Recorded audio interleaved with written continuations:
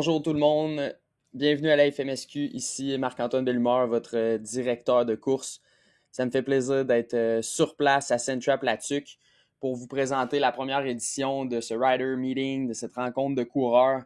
Une nouveauté cette année qui va nous permettre de transmettre beaucoup d'informations et d'améliorer la communication avec nos membres. Donc on y va comme suit. Nouveauté sur le site internet. On va pouvoir venir cliquer ici sur la page d'événements, ce qui va nous permettre de vous donner bien des informations sur ce qui se passe sur le site. Si on débute avec les informations générales, on descend tranquillement dans la page, puis on va voir les heures d'ouverture du site.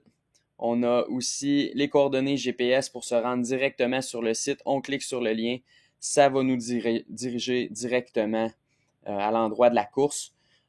Cette semaine, on a des travaux à la TUC, donc faites attention de prendre la route alternative qui est ici envers du chemin du lac Paneton, parce qu'il y a de la construction de ce côté-ci, bien important, vous allez sauver beaucoup de temps. Autre chose, au niveau des inscriptions en ligne, s'il vous plaît, c'est la première course, aidez-nous, aidez les gens à l'inscription, on y va en ligne. Et ce, tout au long de la saison, là, ça vient rendre le processus beaucoup plus rapide. Ou sinon, on s'en va vers les activités spéciales. On a un show freestyle en fin de semaine. Je les ai vus sauter. Très impressionnant. Très beau jump. On va avoir aussi un skidoo puis un 4 roues qui va sauter. Par la suite, on a les tours d'hélicoptère qui sont présents là, à chaque année.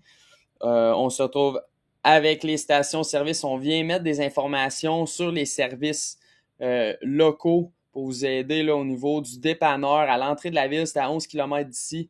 Il y a un grand parking, c'est beaucoup plus facile pour les roulottes et remorques. On clique sur direction, ça nous enligne directement là-bas. S'il y a des gens qui veulent remplir leur eau ou se vider après l'événement au niveau de vos roulottes, c'est une borne qui est tout près d'ici de l'entrée, là. Il y a de la place pour même 2 roulottes. Il y a un super bel espace. On peut aller là. On clique sur direction. Même chose, le point GPS sur Google nous amène à cet endroit. On a de l'hébergement à l'hôtel Marino, des épiceries proches, attractions touristiques locales. On peut pour toutes les courses, ça va être comme ça. Donc, on peut aller faire du vélo de montagne dans la région. Il y a une piste de motocross, etc. Sur place, on va avoir la petite côte barbecue pour de la nourriture. Donc, c'est le fun d'encourager les gens locaux.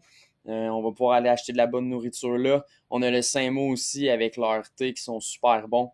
Donc, ça va être disponible sur place.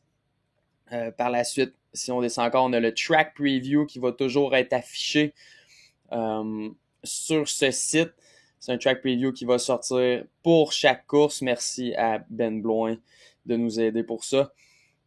Par la suite, on va aller cliquer sur notre track map, puis on va pouvoir intégrer la map.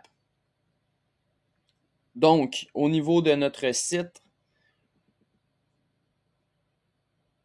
tous les track maps vont être divisés sensiblement de la même manière au courant de la saison. Donc, on va voir ici au niveau de l'entrée, on a les endroits en rose qui représentent les endroits de parking. Vous allez avoir des gens à l'entrée pour vous faire signer le waiver au niveau de la sécurité et au niveau de la compréhension des risques. Important de bien signer, lettre moulée. C'est une question d'assurance, donc respectez ce que les gens vont vous dire. On signe ça comme il faut. Par la suite, on va rentrer sur le site. On va descendre ici, on suit ma main. Puis, on va rentrer dans la section des parkings en rose plus bas. Vous allez avoir 4 bénévoles qui vont être là pour vous aider. C'est important de les écouter. On est rendu beaucoup de monde dans la série. Donc, il va y avoir des parkings de prédéfinis déjà en arrivant quand vous allez entrer sur le site. Donc, ils vont vous diriger. On respecte ce qu'ils nous disent parce qu'on veut réussir à faire un beau parking et de mettre tout le monde à l'intérieur de cet endroit. Pour cette année, on a un départ qui a changé d'endroit. Donc, vous allez vous retrouver lorsque vous allez sortir de votre roulotte, on va marcher, on va passer la section commanditaire. Puis, on va se diriger vers la roulotte qui est juste ici. Puis, notre zone de départ avec le tech pour aller vérifier, bien important, tout le monde doit passer à l'inspection technique. On a des nouveaux collants identifiés cette année par optique graphique. Donc, ils vont vous mettre un collant sur votre véhicule lorsque vous avez passé l'inspection technique. Il va y avoir quelqu'un qui va vérifier à l'entrée du départ si vous avez été à l'inspection technique. Puis, on va s'installer à notre départ. Le podium se retrouve tout près de l'inspection technique pour vous donner vos trophées. Au niveau de l'utilisation du track map, on peut dérouler puis choisir vraiment notre piste individuelle. Donc ici, on commence avec la piste des Pee-Wee qui représente la piste Pee-Wee au niveau des motos et des quads. Je peux venir interchanger avec les e-bikes. Donc les e-bikes, on a rallongé la piste, ça va être très intéressant. Attendez-vous à utiliser beaucoup de votre batterie. On a un fond de sable. C'est bien, on a eu beaucoup de pluie cette nuit. Il y a eu un orage, 2 orages, là, donc une pendant la nuit, une le matin. Donc, on est venu mettre une bonne couche d'eau, là, ce qui va faire du bien pour tenter de diminuer la poussière. Donc, très bonne chose la pluie. Donc, vélo électrique ici. Par la suite, on peut aller au niveau des courses amateurs en 4 roues et en moto. Puis, on se dirige plus tard au niveau des quads. Puis, on peut interchanger aussi avec les motopros. Donc, on peut voir les deux circuits, là. On a une section au plus bas ici qui est différente. Donc, les 4 roues à 11 heures vont passer dans la section ici et on a une section moto qui continue dans ce secteur-là pour les pros motos. Si on fait un tour de piste, on peut commencer, là, attendez-vous à une piste de sable. La première section ici, on est plus une section quad avec des lignes qui se croisent. Donc, vous avez des split lines, vous avez des choix. À l'entrée là, de la piste, là, vous allez vraiment voir 2 choix de lignes. Si vous allez à gauche, vous allez voir qu'il y a des logs aussi. Fait que prenez attention d'aller voir ça. Tout le long, là, on se dirige vers la piste cyclable qui se retrouve juste ici. Donc, c'est pas mal le même type de trail. L'équipe ici de Jean-François Gauvin a travaillé fort, a rajouté des lignes de dépassement aussi. La piste est très belle en ce moment. Donc, après le kilomètre 2, on va se déplacer dans la forêt sombre que j'appelle. Même chose, là, on descend à Grosse-Côte, on rentre dans la forêt sombre, puis des lignes ont été ajoutées. Nouvelle section au niveau seulement moto. Vous allez voir, il y a des balles de foin ici pour vous ralentir. C'est un chemin très large. Balles de foin, on va rentrer dans les checks, dans le bois, qui est des belles sections larges. Même chose ici, encore les balles de foin. Et on rentre dans la section des pierres qui appelle. C'est le nom de la piste, là, mais on se retrouve plus encore dans le sable. Belle entrée en forêt très large. Chemin de quad assez rapide. Puis on revient dans les pistes plus sablonneuses pour rentrer dans le premier pit. Lorsqu'on sort du premier pit, on se retrouve à venir dans une section ici avec bien des whoops, une section qui se transforme beaucoup en whoops.